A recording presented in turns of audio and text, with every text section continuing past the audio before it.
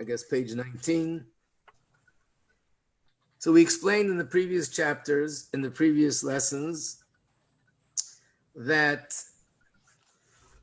really a tzaddik is not only someone that has the knowledge of Torah in an unusual, outstanding way, or someone who observes mitzvahs in an outstanding way, and someone who has refined character in an outstanding way.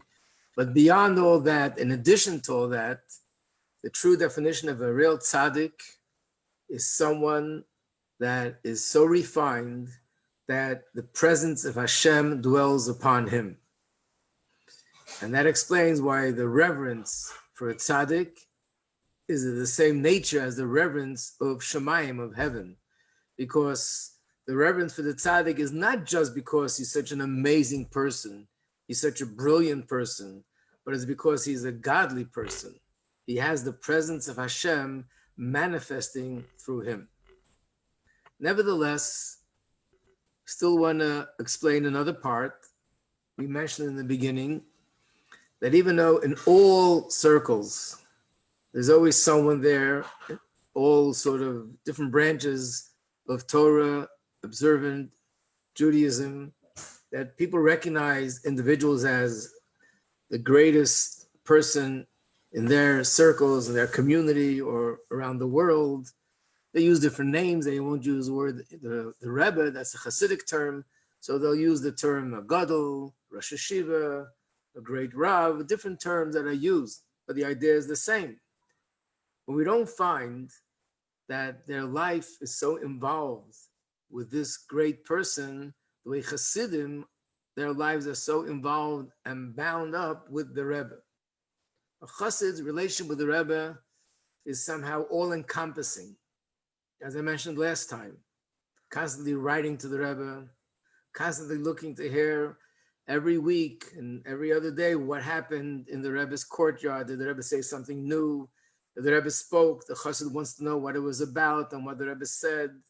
And they learn all the Rebbe's teachings, very intensely involved in all that. How do you explain that all-encompassing involvement, which is one of the things that people don't understand, and they feel that it's overboard, it's too much? And like I said, there could be people who look up to someone as one of the greatest leaders of the generation, and if he'll say something, they would definitely follow it. But in general, they have no idea of what is going on in his life and what he's involved with and what he's doing. They live in a different part of the world and they're involved in their local community, but not by Chassidim. Chassidim are very, very involved with the Rebbe. Where does that come from? So one of the ways to help understand this is based on what it says here at the top of the page, that the tzaddik is like the Beis HaMikdash. We're going to go through some of the sources that the tzaddik, a person who is a tzaddik, is equivalent and is similar to the Beis HaMikdash. And after we go through those sources, we'll go a little bit into understanding the Beis HaMikdash, and we'll see how the Jewish people, as a nation, and each one as individual, lives are so involved, all-encompassing with the Beis HaMikdash. And then from there, we'll be able to draw the parallel, how this also applies to a tzaddik. So first, the sources. Where are the sources to say that a tzaddik is equivalent to the Beis HaMikdash? That's a pretty tall, high statement. So there's a few sources, and we'll go through the booklet in the order. First of all, page 20, which is Rambam Maimonides. And here the Rambam talks about the laws pertaining to a Torah scholar. And he writes the following, Halacha 7. In the Hebrew, it's underlined. And it says,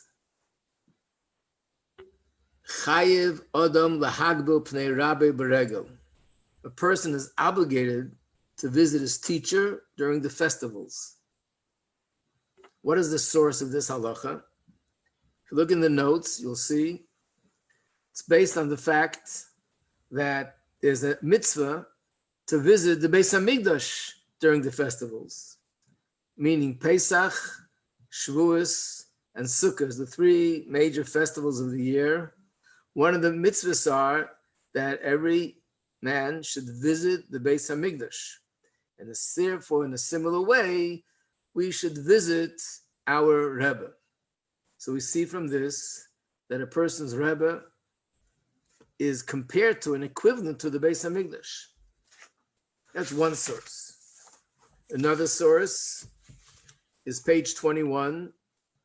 This is Gemara Rosh Hashanah, where the Gemara says these words. The Gemara brings a certain verse and makes a point of the way things are worded in that verse. And the Gemara concludes that the reason why it's worded in that particular way is l'lamdecha, to teach you sheshkula misosan shel tzadikim kesreipas beis Elokeinu, that the passing of a tzaddik is equivalent to the burning down and destruction of the Beis Hamikdash. Because in that verse, the Torah brings together the two things.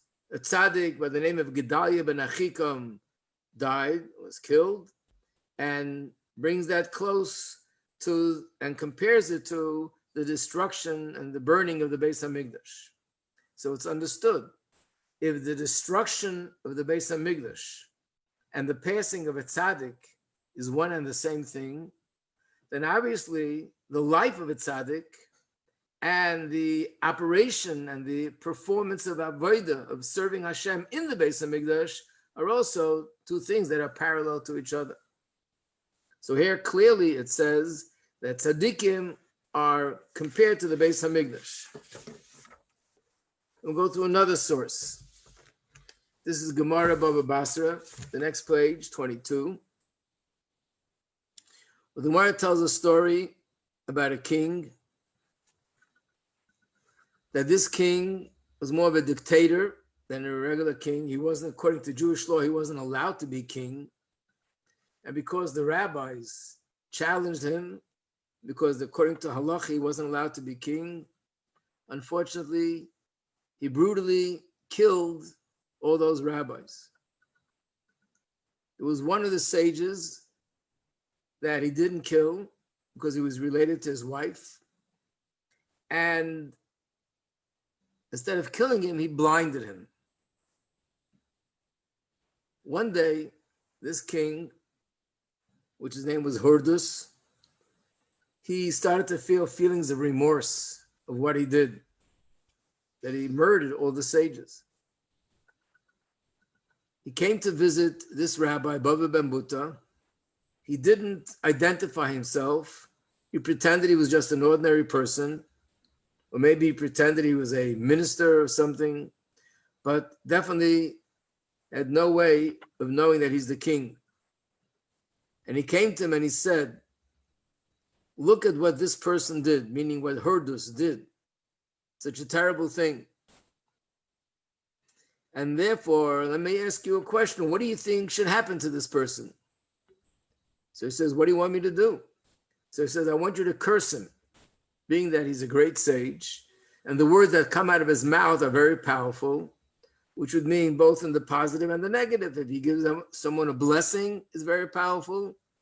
And God forbid, a curse is very powerful. This person deserves to be cursed for what he did. So he answered him, but he's a king. And it says, do not curse the king. So he says, he's not a real legitimate king. So he says, well, even if he's not a legitimate king, he's a wealthy man. And there's another verse that says that even in your room, in your private bedroom, don't curse a wealthy person. So then he said to him, and even if he's not that, he's nevertheless, he leads the people.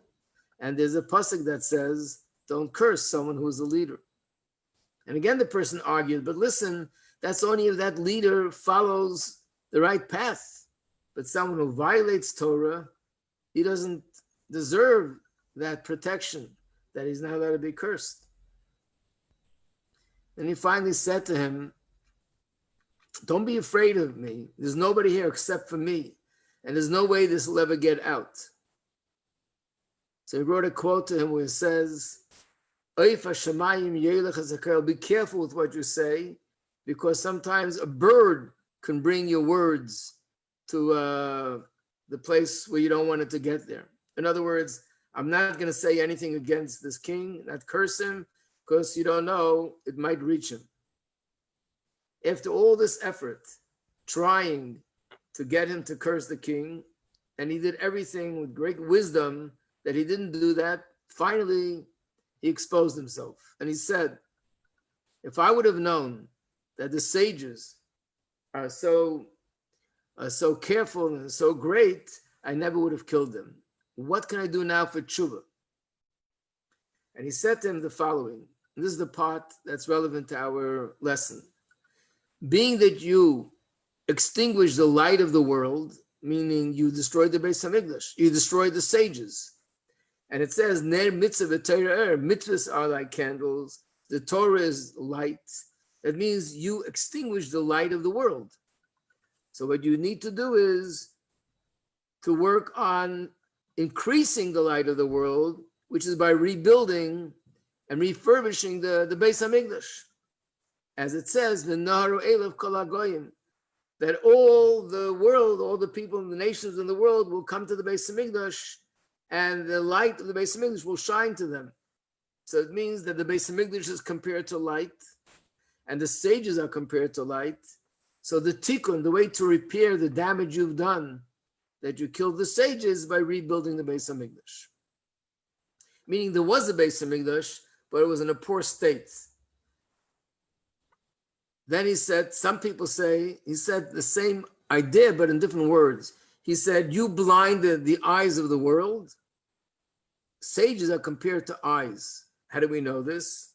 There's a pasuk in the Torah where it says, if the eyes of the community did a sin by mistake. And what does it mean? It means the sages, the leaders of the community. So being that you blinded the eyes of the world, you need to go ahead and rebuild and refurbish the eyes of the world, was the Beis Hamikdash. And it brings a pasuk where it says that the Beis Hamikdash is like the apple of Hashem's eyes. So we see here that the Beis Hamikdash and Tzaddikim are parallel. They're equivalent to each other, either because they're both the light or because they're both the eyes of the world. But he's saying that this is one and the same, and therefore the tikkun, the way to repair the damage that you did to the sages, is by changing and improving the condition of the Beis Hamikdash. One more source, and that is the Gemara Megillah. That's page 23 in the booklet, where the Gemara says, quotes a pasuk in Yecheskel. Yecheskel was a Navi, was a prophet that was leading the Jewish people when they were in exile in Babylon. And in one of the verses, one of the psukim in the book of Yecheskel, it says these words, "Ve'eya lohem lemigdash ma'at," and I will be there for them a miniature Beis Hamikdash. But there was no Beis Hamikdash in Babylon. The Beis Hamikdash was destroyed. They went into exile. So Rabbi Yitzchak says it means all the shuls and all the yeshivas in Babylon, they're all considered miniature Beis Hamikdash. Rabbi Lezer says the Beis Rabbeinu Shebabavel. No, it's referring to, and he actually agrees that every house and every shul is also a miniature Beis Hamikdash, but it's primarily referring to a specific shul, Beis Rabbeinu Shebabavel, which means the shul of our Rebbe in Babylon. The greatest leader of Jewry in Babylon at that time was someone whose name was Rav, which actually is similar to the word Rebbe, but it was in Babylon. So in Aramaic, instead of saying Rebbe, which is spelled Reish Beis Yud, it's Rav, which is spelled Reish Beis. He was the greatest leader. He was the Rebbe of all the Jews in Babylon. His shul was considered a miniature Beis Hamikdash because he was there. So from all this we see, and we'll soon see more sources, that the Torah draws a parallel between the tzaddik and the Beis Hamikdash. So if we can understand and analyze what was the relationship between the Jewish people and the Beis Hamikdash, it'll help us understand that this explains the same kind of relationship between the Yid and tzaddikim and his Rebbe. We mentioned before that there was a mitzvah to travel to the Beis Hamikdash every one of the 3 festivals. If you think of that on a practical level, that means that every Jew would pick himself up 3 times a year and travel to Yerushalayim, regardless of where he lived in the land of Israel, and he visited the Beis Hamikdash. This was 3 times a year: Pesach, Shavuos, and Sukkot. And the traveling had to be by foot. The mitzvah is to travel by foot, not by horse and wagon. In fact, someone who, God forbid, could not walk, they were crippled, even though they can get there with horse and wagon, they were exempt from this mitzvah. And the reason is because they can't go there by foot. So the mitzvah is to go by foot. So obviously it took a long time to get there. How long did it take? Depends where you live. But the Gemara tells us that the people who lived the furthest from the Beis Hamikdash, it took them 2 weeks to get there and 2 weeks to get back home. So try to imagine someone traveling to the Beis Hamikdash for 2 weeks to get there for Pesach, then spends a week there because it's Yom Tov, it's a holiday of Pesach, then goes back home, spends another 2 weeks on the road to get back home. Then comes Shavuos, spends another 2 weeks to go to the Beis Hamikdash, and another 2 weeks to go back home. So this person has already been 4 weeks for Pesach, another 2 weeks, 6 weeks on the road. Then comes Sukkot, and again he travels 2 weeks there and 2 weeks back and spends a week in the Beis Hamikdash. So this person is already away from home 5 weeks, which means for a person like that, he was out on the road a few months a year. And the mitzvah is to do this every single year. So over a period of 10 years, it means he spent 30 months on the road. Imagine how many weeks, how many days, how many hours that is that a person is traveling. And the question is, why? Why spend so much time? And especially when we know that the greatest mitzvah for a man is to study Torah and to utilize every free moment to study Torah and gain more knowledge of Torah. When a person travels, they can't concentrate, definitely not on the same level. And therefore, their Torah study is so much compromised and they're losing so much time. We're talking about hundreds and hundreds and hundreds of hours. And what are they doing? Traveling to the Beis Hamikdash. So the question is, what was so essential to travel there 3 times a year that it was worth it to lose all this time? And we see in general how much our lives are bound up with the Beis Hamikdash, because in addition to the 3 holidays, there are different situations in life where a person has to bring a sacrifice. Men, women, in certain situations had to pick themselves up, travel to the Beis Hamikdash, bring a sacrifice, either it was for a sin they committed or because they were impure and they needed to purify themselves in one way or another, different kinds of circumstances, which means that they were constantly involved with the Beis Hamikdash. And even now, in all our prayers, we ask Hashem to rebuild the Beis Hamikdash, or we ask from prayers for please give us back the opportunity to serve you with bringing the sacrifices, with lighting the menorah, with doing the incense. We're constantly praying for all these things. We have the 3 weeks where we mourn the destruction of the Beis Hamikdash. We have the day of Tisha B'Av where we fast because of the destruction of the Beis Hamikdash. Why is this so essential? And the answer is Let's understand briefly what is the essence of the Beis Hamikdash. So it says in the Chumash, Parshas Truma, that's where the mitzvah is written to build the Beis Hamikdash.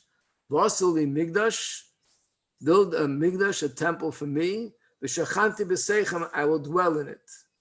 In other words, the Beis Hamikdash is the place where Hashem is found. So one asks the question, but Hashem is everywhere. So what is the difference between the Beis Hamikdash and other places? And the answer is, true, Hashem is everywhere, but in the Beis Hamikdash, Hashem's presence is found in a more revealed way. That's a place where Hashem's presence is, we're able to consciously feel His presence there more than any other place in the world. In fact, from there, Hashem's presence spreads to the world. We just recently had this in Chitas and Tanya, in chapter 51, where the Alter Rebbe uses the analogy of the soul and the body. If one would ask a question, where in the body is the soul found? The answer is everywhere. Every part of the body has life to it, even the feet, the toes. So there's life of the soul everywhere. But nevertheless, there's certain parts of the body where that soul presence is so much more revealed and so much more conscious of it, and that is the brain and the heart. In the brain where there's intellectual activity, in the heart where there's emotional activity. So in fact, it says that the neshama that gives life to the person is primarily found in the brain. That's its first stop, so to speak. And from the brain, that life energy spreads to the rest of the body. And the same is with the Beis Hamikdash. The Beis Hamikdash is primarily concentrated. Hashem's presence, rather, is primarily concentrated in the Beis Hamikdash, and that's where His presence is revealed, and that's where we have a certain consciousness of Hashem's presence more than any other place in the world, and from there it spreads to the rest of the world. And as we mentioned many times, that even today, where we have no Beis Hamikdash, there's no menorah, there are no incense, there are no kohanim, there are no sacrifices. Just we only have the geographic spot. But nevertheless, Hashem's presence is there to the point that we see when people go close to that place, they go to the Kotel, they're inspired, they're uplifted. Many people change their entire direction of life as a result of that. And the reason is because this is a place where Hashem's presence is concentrated, more revealed. There's more of an awareness and consciousness of Hashem here than any other place of the world. So this explains why it was so important for the Jewish people to travel so often to the Beis Hamikdash. Staying home, we could daven, we could learn Torah, we could do mitzvahs, we could be cautious not to violate anything in Torah, we can go do good deeds, help one another, all this is fine. But in order to develop, as we've been talking about, a deeper emotional bond with Hashem, to develop a deeper level of faith in Hashem, love and awe for Him, this can come only in a place where Hashem's presence is so revealed, and therefore when I go there, I feel Hashem's presence in such a strong way that it helps me develop this deeper emotional bond and awareness and consciousness of Hashem. And now when I go home and I'm doing mitzvahs or I'm studying Torah or everything else that I do as a Jew, it's on a much greater level than it would have been had I not gone to the Beis Hamikdash. In other words, yes, technically it's a lot of time that is sort of it takes for a person to be able to do this, but the quality that we gain is something which affects all of my Yiddishkeit. When I come back home, my davening, my learning, my mitzvahs, my tzedakah, everything I do, my observing of Shabbos, of Pesach, of Shavuos, of Yom Tov, everything I do is now is a much more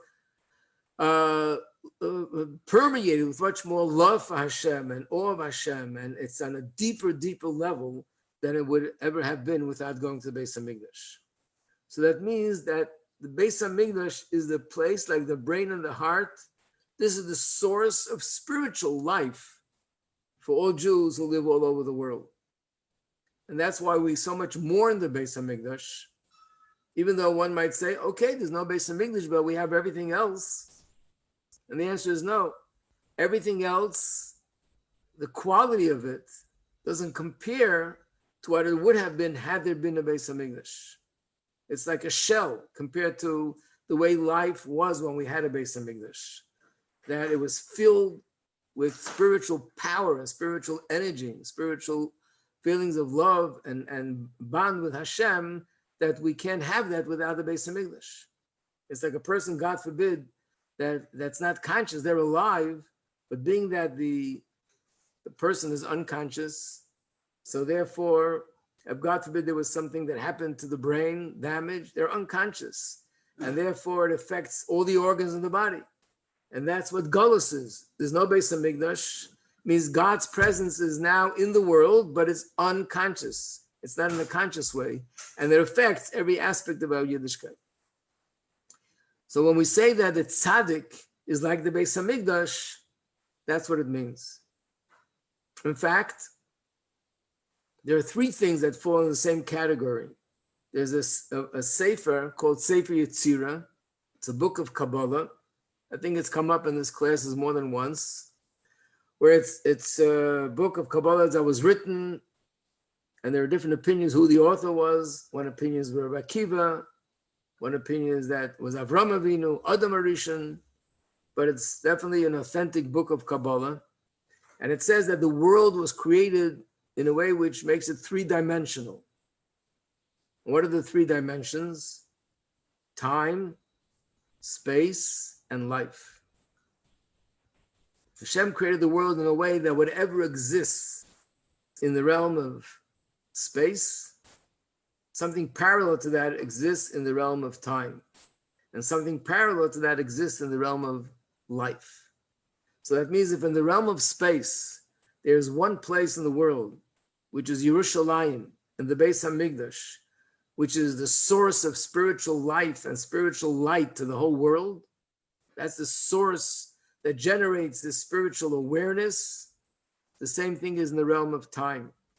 Every day of the year is connected to Hashem, but there are certain days of the year that these days, they have a certain holiness to them, and Hashem's presence is more revealed on those days, and they generate godliness and spirituality to all the other days of the year. And what is it? Generally speaking, it's Shabbos, the holidays, and then there's Yom Kippur, which is the holiest day of the year. And the same also applies to the realm of life. Every human being in the world has some relationship with Hashem. Every Jew in the world has his relationship with Hashem based on Torah and mitzvahs. But then there are certain people, tzaddikim in general, that they are like the Beis Hamikdash.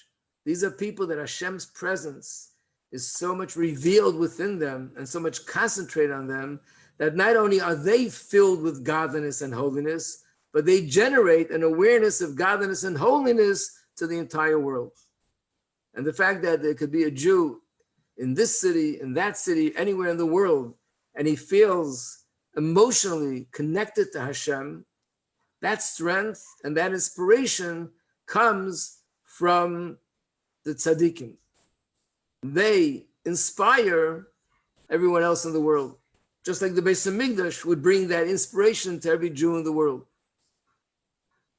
So therefore, this is the basis why Chassidim are so bound up with the Rebbe and want to be connected to the Rebbe and are thirsty to hear all the words of Torah that the Rebbe teaches, or certain directives that the Rebbe gives, what we should be doing and not be doing, especially if it's something new, because the feeling is that through this, we become more, through our involvement with the Rebbe, that will heighten our awareness and consciousness of Hashem. That'll give us a deeper feeling of belief, a deeper feeling of recognizing Hashgacha Pratis, how everything that happens comes from Hashem. And as a result of that, it doesn't only affect this one thing, but it affects everything in Yiddishkeit that I do. My learning Torah, it's more with an awareness of I'm a brain sig Hashem.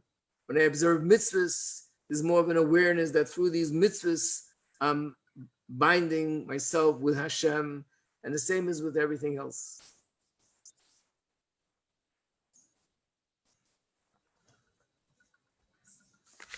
And we have just a few minutes, so I want to show one more source, which helps us understand the thing that I just said. So if you can please turn the page, you have the booklets, to some booklets might be different, so I'm not sure, but I think it's page 23 in this booklet. No, 24. And it's Gemara Ksuvas. On top it should say, from the Tractate of Ksuvas. And over there it says, based on a verse, you will be attached to Hashem. And the Gemara asks this question, how is it possible to attach yourself to the Shekhinah?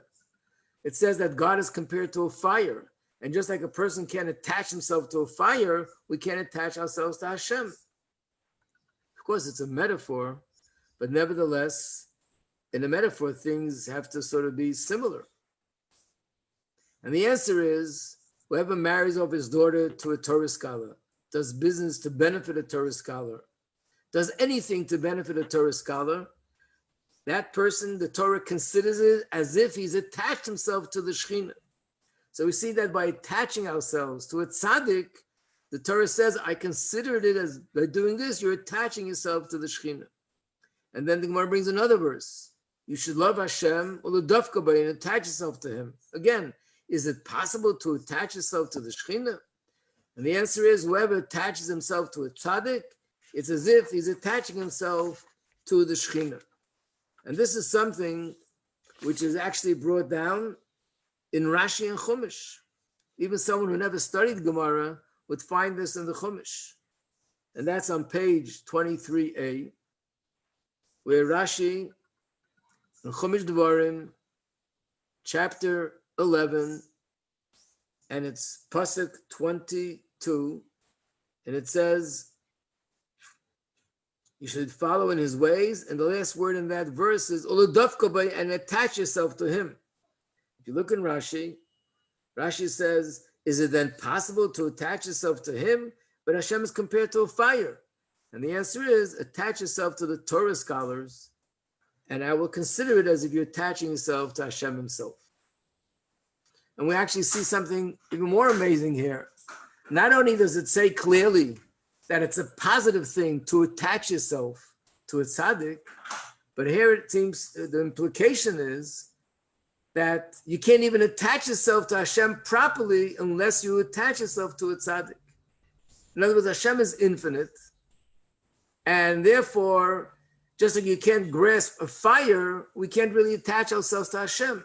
So Hashem gave us ways that we can attach ourselves to him.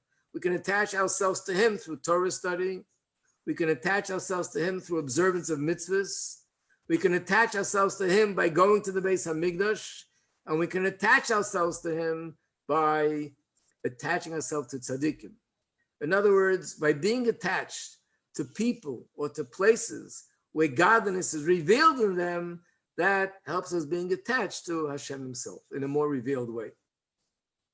So of course, even someone who's not connected to a Rebbe is connected to Hashem, regardless.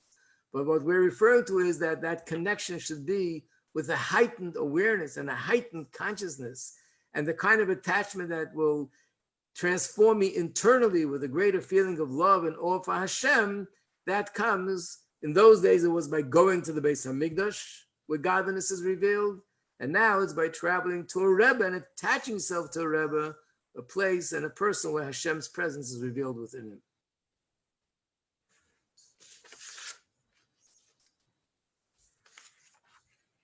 Any questions on that?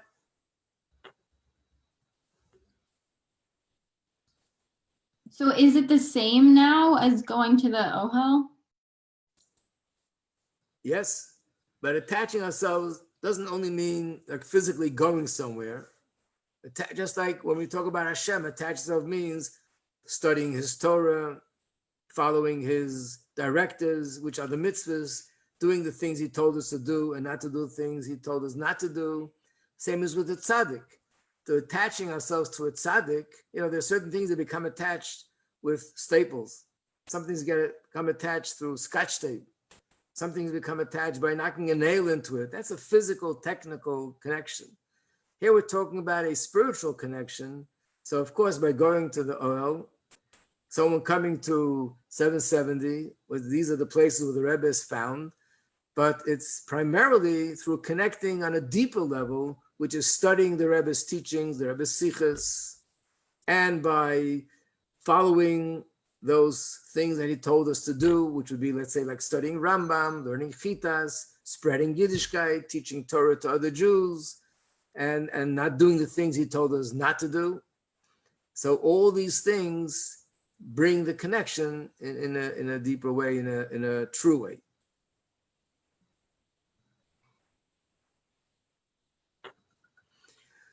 Okay, I see the clock says 3:00.